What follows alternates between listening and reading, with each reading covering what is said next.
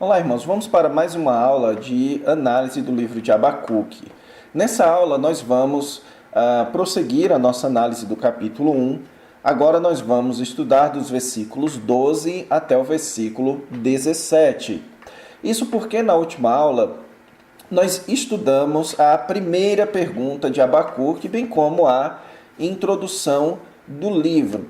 Vamos aqui no esboço da sessão lembrar o que a sessão que nós vimos na aula passada e bem como o conteúdo dessa sessão. Então nós vimos na aula passada que o livro de Abacuque começa com uma introdução que nos avisa que o seu conteúdo é uma sentença que foi revelada ao profeta. Lembre-se que essa sentença diz respeito a um peso, é algo pesado que está sendo dado ao profeta.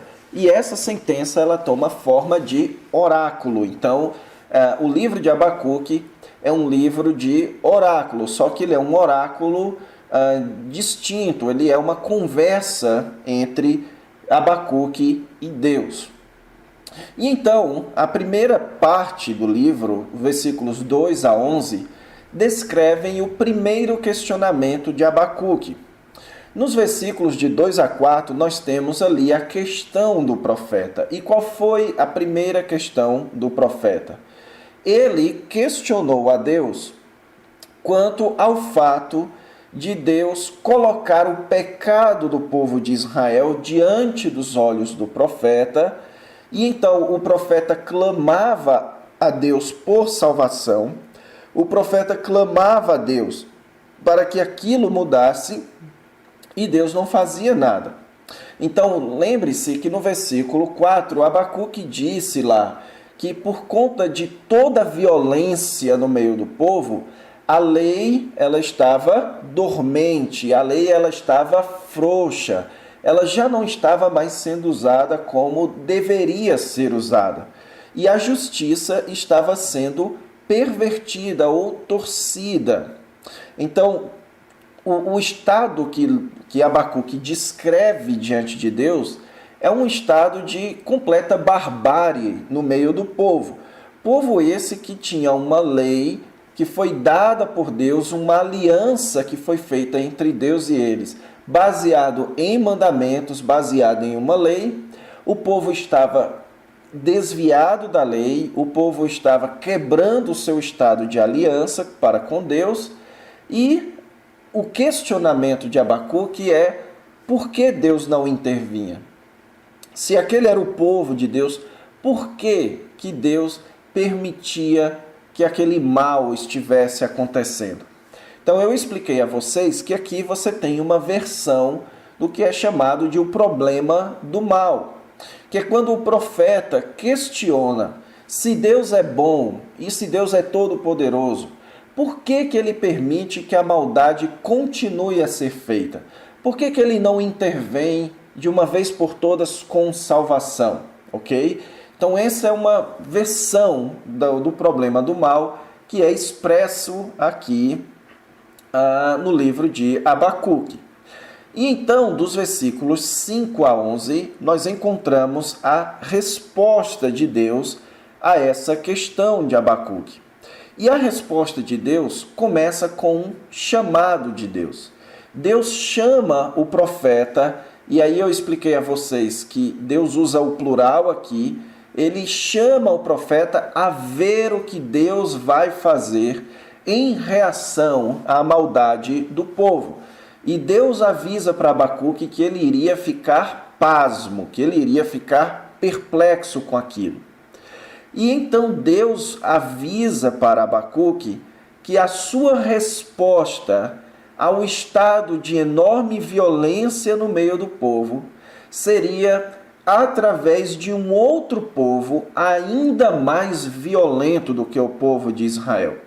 Que Deus estava levantando a Babilônia, nação extremamente violenta, nação com um exército poderosíssimo, com estratégias de guerra muito bem feitas, nações que tinham uma metodologia cruel de levar cativo os bens e o povo de uma região, e uma nação que se enxergava como se eles fossem o próprio Deus.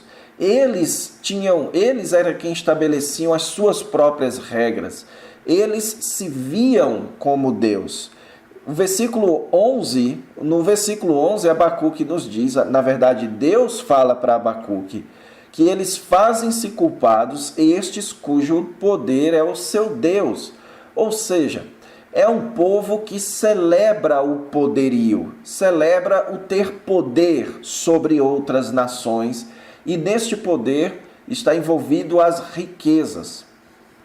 Então, a resposta de Deus é realmente uma resposta surpreendente, visto que o profeta está clamando por salvação. Deus responde com juízo. A resposta de Deus é uma versão, uma amostra do que é chamada lei de Talião. Olho por olho, dente por dente.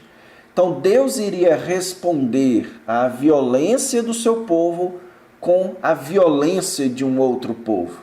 Deus estava então prestes a fazer justiça, dando ao seu povo aquilo que eles mesmos estavam cometendo, que é aquele estado de barbárie, de perversão da justiça.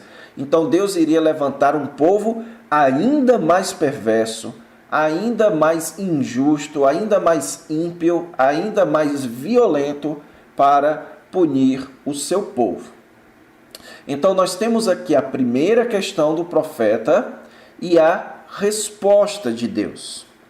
Então, irmãos, vamos começar agora a segunda parte do livro de Abacuque, que começa com o segundo questionamento de Abacuque. Então, no versículo 12, o profeta, então, tendo escutado isso que Deus acabara de dizer, ele vai fazer um outro questionamento a Deus. E é esse questionamento que nós vamos ver agora, que vai dos versículos 12 até o versículo 17. Esse é o texto da nossa aula de agora. E em resumo, irmãos, o questionamento de Abacuque, é uma expressão do seu estado maravilhado, do seu estado pasmo com aquilo que Deus havia acabado de dizer.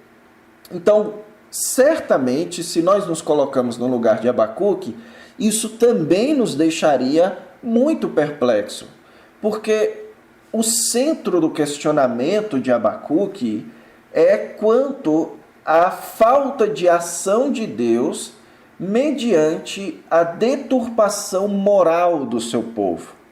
Então, como é que Deus agora estaria dizendo que iria utilizar como ministro seu um povo ainda mais deturpado moralmente? Então, essa primeira resposta de Deus, ela parece não ter satisfeito o questionamento de Abacuque, porque o questionamento de Abacuque, como eu falei, é uma versão do problema do mal. Se Deus é bom e todo-poderoso, se é o Senhor, por que ele não acaba com a maldade humana nesse mundo? E a resposta de Deus é que ele iria trazer mais maldade ainda humana, que eles iriam usar um povo ainda mais perverso. Então isso naturalmente leva o profeta a uma outra pergunta, que envolve também um porquê. Por que Deus mantém ou decide manter a maldade no mundo a ponto de usar uma nação ainda mais iníqua para punir ou para tratar com o povo de Israel? Então esta é a essência desse parágrafo, que vai dos versículos 12 ao versículo 17. Então vamos começar a ver o texto propriamente dito. O versículo 12, irmãos, ele é um versículo extremamente interessante e extremamente instrutivo, que a gente precisa tirar lições preciosíssimas aqui do profeta Abacuque no versículo 12.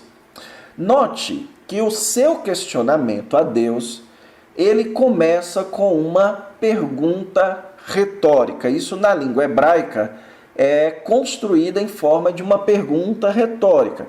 O que é uma pergunta retórica? É uma pergunta que na sua construção já exige uma resposta. A pergunta de Abacuque aqui é: não és tu, desde a eternidade, ó Senhor, meu Deus, ó meu santo? A resposta que Abacuque espera a essa pergunta é sim. Então Abacuque, ele começa a sua pergunta afirmando verdades teológicas. Quais são as verdades teológicas que ele afirma aqui? Primeiro, ele fala da eternidade de Deus. Então, na cultura judaica do Antigo Testamento, essa era uma das crenças mais firmes, de que Deus existia desde a eternidade. Então, dizer que Deus existe desde a eternidade significa dizer que Deus não faz parte da criação. Então, Deus está acima da criação. E então, ele utiliza 3 termos para se referir a Deus. O primeiro deles é Senhor, que é o termo Yahvé, que expressa justamente essa verdade, a verdade da autoexistência de Deus. É um nome que é oriundo do livro de Êxodo, que diz: eu sou o que sou. Então, o profeta está afirmando aqui a imutabilidade de Deus, bem como também a sua santidade. Então, ele chama aqui Deus de meu Deus e meu santo, certo? Essa insistência do profeta com o meu, esse pronome possessivo, traz a ideia de que este é o Deus de Israel. Este não é o Deus dos babilônios. O povo da Babilônia, eles adoram o poder, mas o Deus verdadeiro que existe desde a eternidade é o Deus de Israel, é o Deus do profeta, é o Deus que existe desde a eternidade. E a conclusão do profeta, mediante estas verdades teológicas, é: não morreremos. O que o profeta Abacuque está nos ensinando aqui, irmãos? Que antes de nós fazermos questionamentos a Deus, nós precisamos avaliar e confirmar como anda a nossa teologia. Porque, veja bem, quando nós falamos do problema do mal, imagine que um ateu, ele afirme o problema do mal para um cristão. E ele coloque o problema do mal da seguinte maneira: se Deus é bom e todo-poderoso, por que ele permite o mal no mundo? Só que, para o ateu, esse problema é mais sério para o próprio ateu. Porque uma vez que você nega a existência de Deus, você não tem como falar que algo é objetivamente mal ou objetivamente ruim. E então, partindo de uma teologia equivocada, que é uma teologia da inexistência de Deus ou da não possibilidade da relação de Deus com os desvios morais da humanidade, o ateu formula esse tipo de problema, esse tipo de questionamento. Ou seja, é um questionamento baseado em uma teologia equivocada. Atualmente, por exemplo, também nós temos a chamada teologia da prosperidade, muito forte em nossos dias. E eu, quando fui concluir o meu seminário, fiz a minha monografia sobre a teologia da prosperidade. E durante a minha pesquisa, eu vi pessoas questionando a Deus sobre essa questão das curas. Por que que Deus não havia curado alguém da sua família? São perguntas, são questionamentos que partem de uma teologia errada. E não é isso que Abacuque quer fazer aqui. Abacuque vai começar um questionamento ainda mais profundo, mas ele primeiro confirma a sua teologia. Ele está falando com um Deus que é eterno, com o Deus que é verdadeiro, não é o Deus dos babilônicos, é um Deus verdadeiro e santo. Ele confirma aqui, ele parte deste pressuposto. Por isso ele tem confiança de que a nação não iria morrer, que Deus não iria destruir a sua nação, que Deus estava trazendo a Babilônia para, veja aqui, executar juízo. Ou seja, Deus estava trazendo a Babilônia para servir de disciplina. E disciplina é diferente de destruição. Deus não iria destruir o seu povo. Deus não iria abandonar o seu povo. Deus não iria quebrar o seu lado da aliança, o pacto que ele fez com Abraão, Isaque e Israel e Jacó. Então Deus fez um pacto imutável com o seu povo. E ele é um Deus, ele é o Senhor de Israel e ele é o Santo de Israel. E aqui então o profeta utiliza mais uma imagem, que é Deus como rocha. Essa imagem, irmãos, vem justamente de um texto pactual, de Deuteronômio, capítulo 32, versículo 4, onde é dito lá: eis a rocha, falando de Deus. As suas obras são perfeitas, porque todos os seus caminhos são juízo. Deus é fidelidade, e não há nele injustiça. É justo e reto. Então, quando o profeta chama Deus aqui de rocha, ele está chamando Deus de fiel. Ele está afirmando a fidelidade.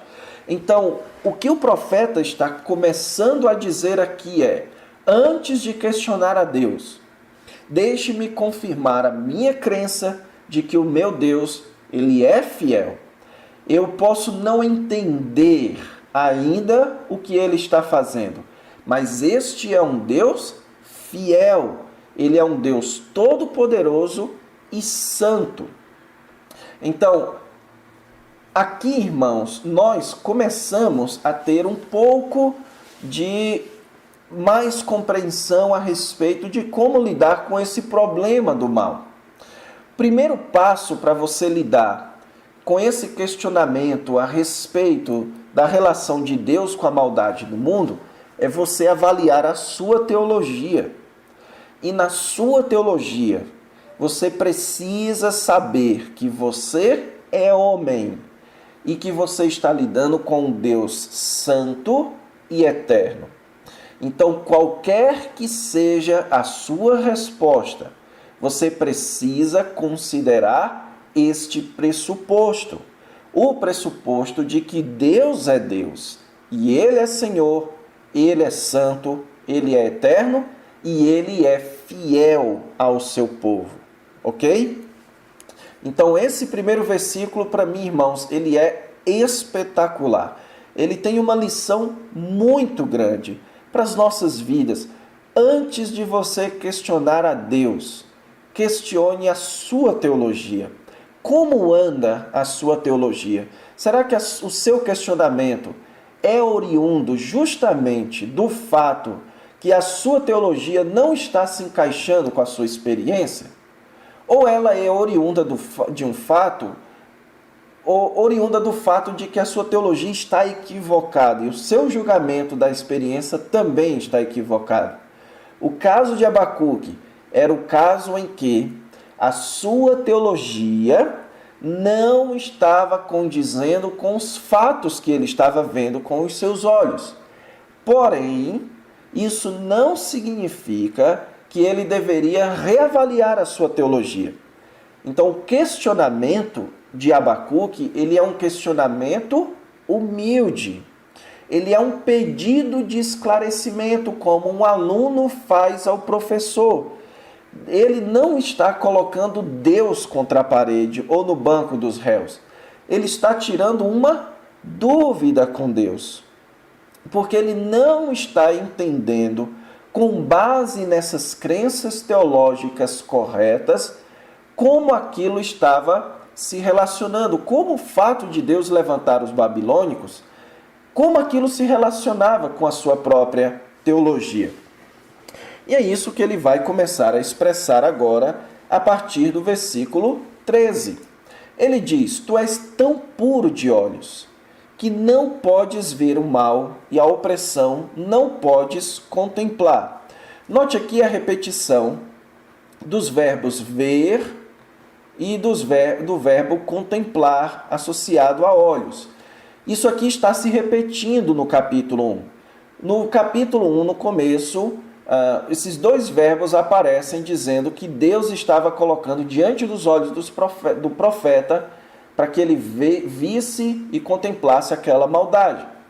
Depois Deus chama o profeta para ver e contemplar o que ele iria fazer. Agora o profeta diz que Deus, pela sua santidade, pela pureza dos seus olhos, é essa a ideia, ele não pode ver e contemplar o mal e a opressão. Então aqui, o mal e a opressão são ainda relacionados ao estado de violência, tanto de Israel quanto da Babilônia. E então vem o questionamento do profeta. A partir daqui, veja o uso do porquê. Então, com base na santidade de Deus, veja o questionamento do profeta. Como ele é um questionamento humilde. Ele diz: Senhor, eu creio na tua completa pureza, santidade, eternidade, fidelidade. Então, a minha pergunta é: por que toleras os que procedem perfidamente e te calas quando o perverso devora aquele que é mais justo do que ele? Então, olha só a palavra que ele utiliza. Deus tolerando, certo? Então, a palavra aqui, traduzida por tolerar, ela é a mesma palavra que foi traduzida aqui por contemplar. Então veja que o profeta está vendo é uma aparente incoerência entre a sua teologia e os fatos que ele percebe. A sua teologia diz: Deus não tolera o mal e a opressão. E o que Deus acabou de explicar, de dizer para Abacuque, demonstra, ou pelo menos sugere, que Deus estava contemplando, que Deus estava tolerando o mal, aqueles que procedem perfidamente, ou seja, aqueles que são traidores, é essa a ideia da palavra perfidamente. Isso daqui pode ser que o profeta esteja se referindo ao mal de Israel, Israel como traidor, mas pode se referir também aos babilônios, e te calas quando o perverso devora aquele que é mais justo do que ele. Ou seja, Deus estava tolerando e se calando. Duas queixas que o profeta já manifestou. No capítulo 1, no começo, ele fala de Deus calado diante dos gritos do profeta. E agora, com a resposta de Deus, Deus parece estar demonstrando que ele tolera a maldade, algo que Abacuque sabia que não era verdade. Deus não tolera a maldade. Ele já sabia disso pela sua teologia. Então, como relacionar isso? O fato de Deus estar utilizando um povo mais injusto do que Israel. Muito embora Judá fosse uma nação injusta, a Babilônia era uma nação ainda mais injusta. Então, como é que Deus, que não pode tolerar a injustiça, está usando uma nação ainda mais injusta? Deus parece estar, então, tolerando a injustiça. E isso é contrário ao que Abacuque cria. Então, note aqui a perplexidade de Abacuque, quando ele via que a sua teologia não estava condizendo com a sua experiência. E então, o versículo 14, ele prossegue, a sua explicação a sua explicação do seu questionamento. Ele diz o seguinte: porque fazes os homens como os peixes do mar, como os répteis, que não têm quem os governe. Então, os homens aqui, irmãos, ele refere-se a Judá, ok? Então, aqui, Abacuque está perguntando a Deus por que ele está fazendo de Judá como os peixes do mar ou como os répteis, que estão sem governo. A ideia é o seguinte, irmãos: os peixes do mar, eles são seres que não conseguem se organizar e não conseguem fazer a devida defesa contra aqueles que querem pescá-los. Assim também os répteis, ok? Então, os peixes, não tem como se defender.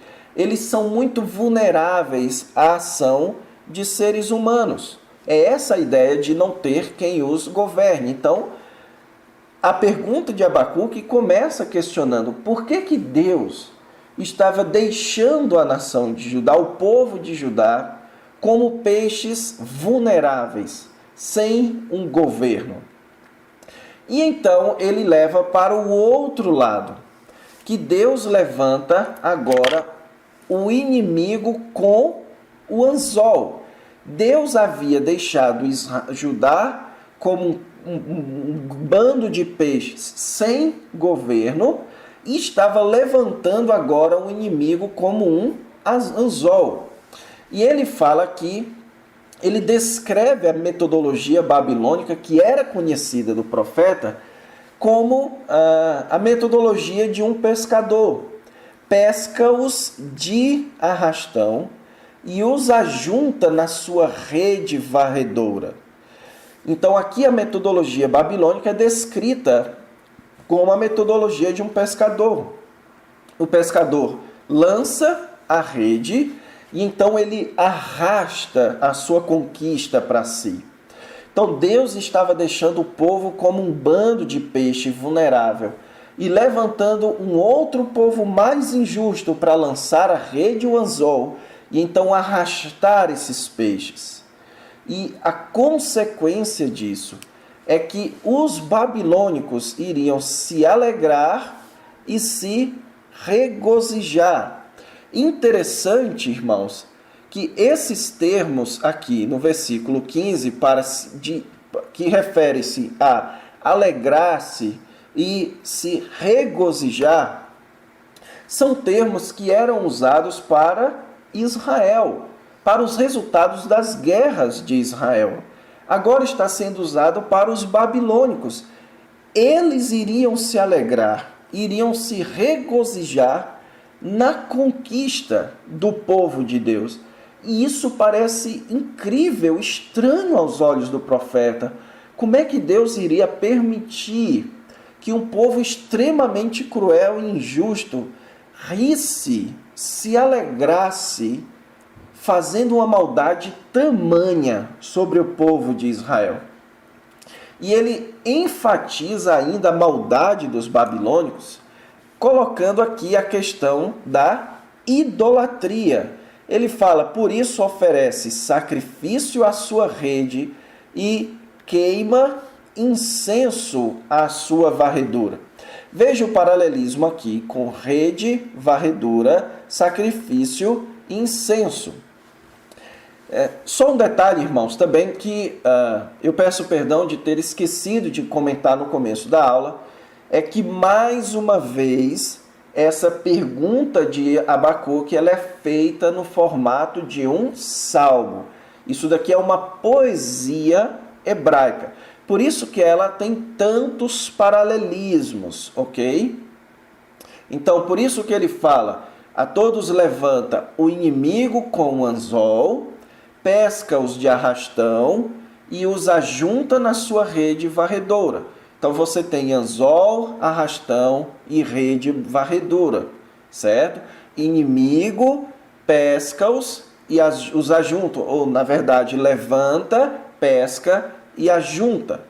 Aqui você tem mais um paralelismo. Por isso oferece sacrifício à sua rede e queima incenso à sua varredora.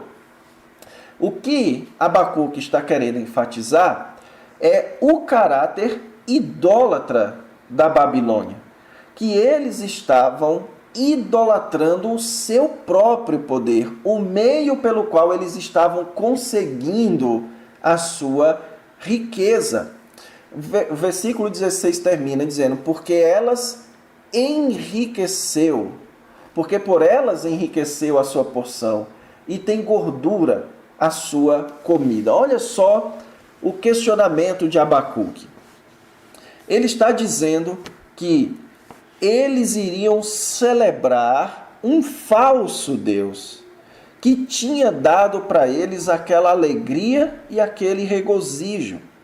Então, já não bastasse a enorme violência com que eles atuavam com os outros povos, adicione a isso a idolatria. Só que essa idolatria da Babilônia, irmãos, era uma idolatria arrogante.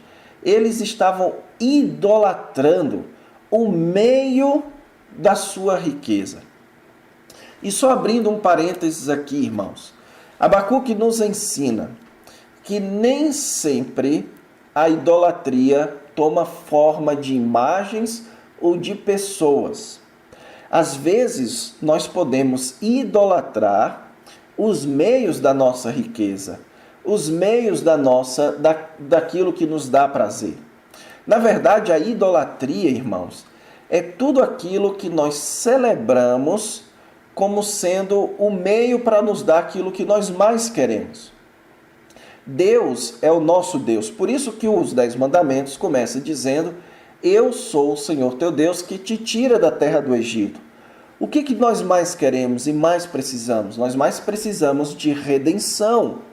Que Deus nos liberte do nosso Egito, do nosso cativeiro do pecado. Então nós vamos adorar e crer em Deus para que Ele nos dê aquilo que nós mais precisamos. A idolatria é quando você celebra algo além de Deus para que te dá, ou que supostamente dá a você, um prazer que não é o que Deus quer para você. Então a idolatria é o ápice da deturpação da atividade da criação ou da criatura. É quando ele encontra fora de Deus um meio para sentir ou para desfrutar de algo que não é permitido por Deus. Então, os babilônicos estavam desejando a riqueza e por isso eles idolatravam aquilo que dava a riqueza para eles. Você pode fazer isso, por exemplo, com o seu trabalho. Se o seu trabalho, você ama, idolatra o seu trabalho, porque ele é o meio da sua riqueza, é por ele que você ganha o dinheiro para comprar ou ter tudo aquilo que satisfaz os seus desejos, que não agradam a Deus. Você pode, por exemplo, idolatrar o seu ministério. É só você pensar o que você está buscando no seu ministério. Se você é pastor ou missionário, o que for. O que você mais busca? E questionando o que você mais busca, o que é aquilo, o seu ministério é o que você usa como meio para alcançar isso? E por isso então que você idolatra o seu ministério? Então Abacuque está nos ensinando aqui, irmãos, que nós podemos idolatrar aqueles meios que nos trazem o que os nossos prazeres pecaminosos mais querem, ok? Então aqui ele está enfatizando a enorme maldade do povo da Babilônia.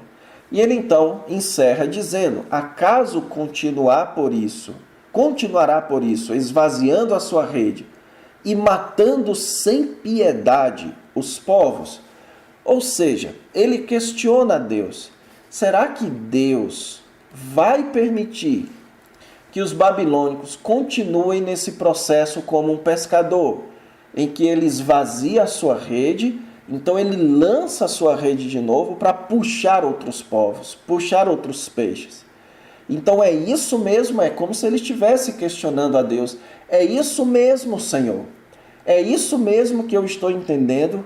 O Senhor que é tão puro de olhos, tão santo, tão reto, o Senhor vai continuar permitindo que a Babilônia haja com tamanha maldade e continue idolatrando a outros deuses?